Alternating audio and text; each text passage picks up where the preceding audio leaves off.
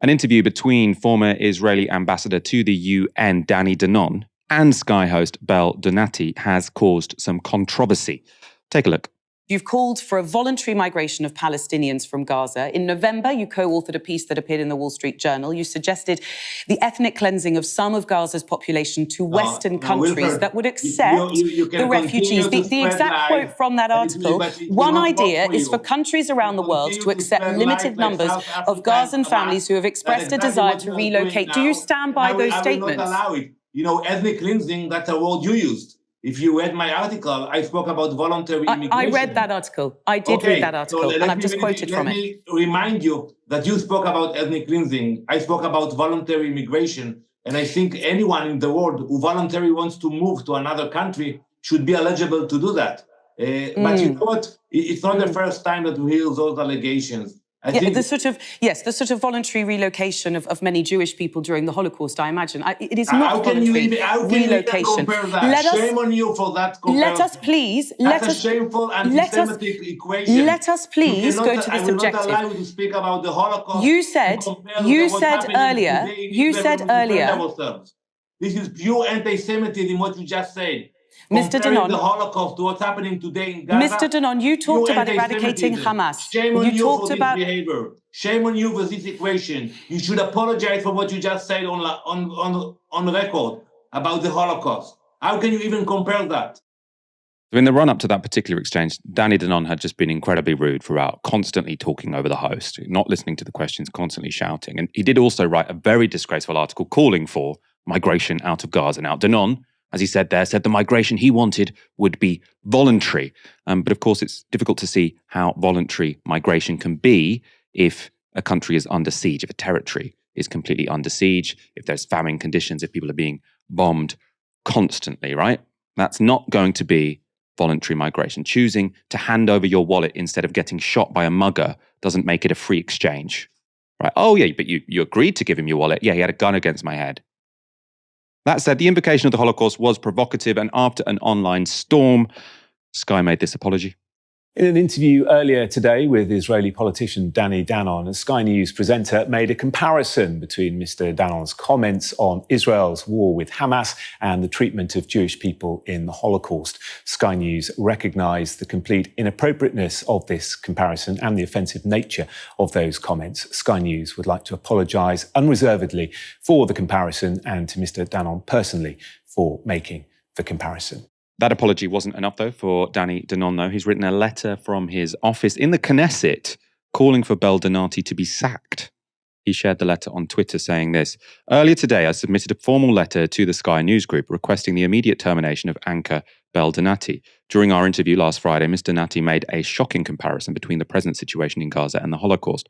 In 2024, there should be no tolerance for news anchors who propagate anti-Semitism and draw inappropriate parallels between the democratic state of Israel and the Nazis."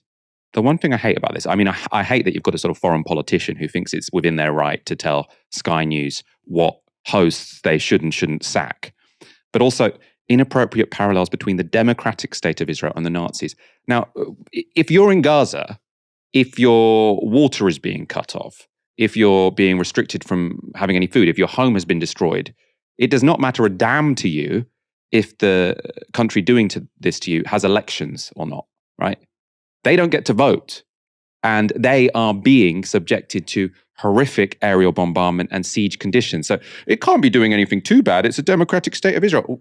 We've also seen, the people who vote in that state are trying to actively stop aid going into Gaza, right? The fact that that government is elected doesn't mean it can't be doing crimes of humanity against a people who don't have the vote because they're living under occupation, under apartheid conditions. It's a bit like if South Africa said, how can you accuse us of being bad to black people in South Africa? We're a democratic country. Yeah, but only white people can vote. Ash, we've heard a lot of inappropriate Nazi comparisons since the start of the bombardment of Gaza. They've mostly, though, come from Israeli politicians, saying everyone is the Nazi. Well, Gaza, not Hamas are the Nazis. That's the one that they say the most, isn't it? And then they often sort of use it about the UN as well. They went to the UN with these sort of yellow triangles on to sort of say the UN are treating us like Nazi Germany. Whether or not you think that, this Sky host's invocation of the Holocaust was appropriate, seems a little bit hypocritical, doesn't it, to say that this person should lose her job? It's completely coherent in terms of what the Israeli position actually is. The Israeli position isn't that no one can ever draw parallels between the present day and Nazi Germany, the events of the Holocaust, the spread of fascism and anti-Semitism hand in hand across Europe during that time. That's not their position. The position is only we can do it in the interest of our policy of apartheid, occupation, and ethnic cleansing. It's as simple as that. And unfortunately, because we never really wanted to interrogate, I think, many of those aspects of the IHRA definition, because the anti-Semitism crisis here was so heated and you came under so much fire if you did. There were very few of us at that time saying that this is a dangerous way to define racism because it curtails legitimate free expression. And when I'm talking about legitimate free expression, I'm not talking about invoking the Nazis or the Holocaust as a sort of trump card whenever you're engaging with a Jewish person or indeed an Israeli person. I do think that that's highly inappropriate. I do think that that is taunting, and I do think that that is an expression of racism when it's taken lightly. But today I was listening to an episode of This American Life where it was an interview with a woman who has 3 children. She was trapped in Gaza with her husband, but because she had Egyptian nationality, she was able to get out. The offer was for her to escape Gaza with her 3 children, but she would have had to leave her husband behind.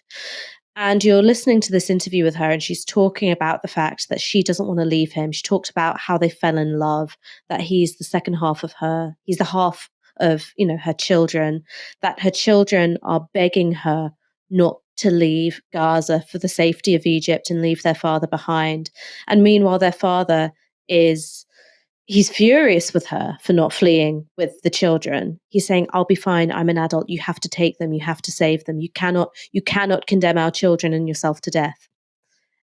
And when you're listening to that experience of making the choice between staying or going, leaving with your family torn in two or staying with your family intact, that is, I think, resonant with some of the accounts of Jews having to flee Germany and German-occupied territories, where parents had to make the decision of whether to send their children onto the Kindertransport without them or risk being sent to the death camps altogether. There are parallels in that human experience. And I don't think it's taunting to draw those parallels. I think it's deeply human.